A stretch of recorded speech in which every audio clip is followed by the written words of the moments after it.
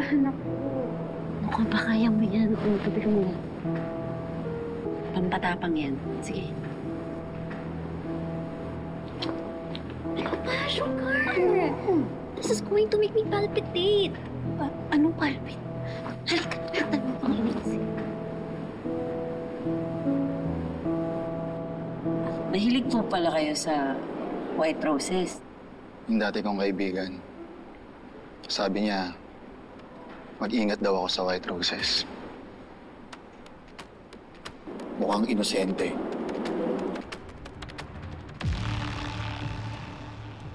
Pero pag hinawakan mo, matinik. Nakakasakit.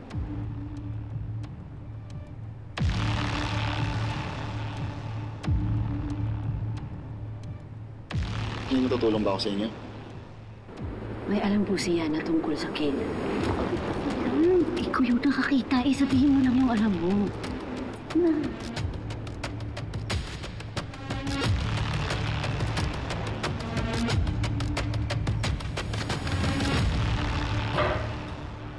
Kuya, saan pa?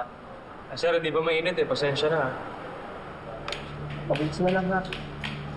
Ngayon lang, sir. Ayaw gumana ng burner. Ano po, meron? Baka magawa ko pa yan, ha? Ay na nga. Yung Eman? Yung trainee? Siya yung huling humawak ng incense holder? But how is that possible? Trainee siya, hindi staff o utility sa gym. Exactly nga, Inspector. Kaya nga he's so suspicious. It's not even his job, pero ginagawa pa rin po niya.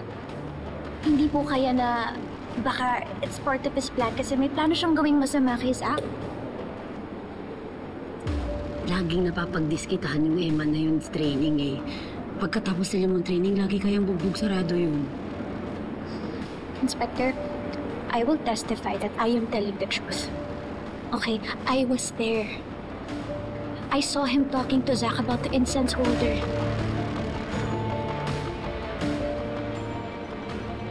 May kopya kami ng CCTV ng buong gym. Ipapa-verify ko sa partner ko kung yung Eman nga, yung huling humawak ng incense holder ng biktima. Okay, nasabi. Trabaho hindi mo magawa. Pasensya na, sir. Partner, positive!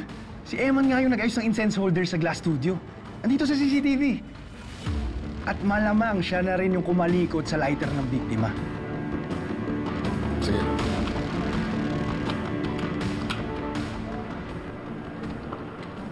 Ako na pag-anak ko. Tanga mo. Pasensya na, sir. May mainit pa to eh. Tanga-tanga ka eh. Pasensya na, sir. Sir,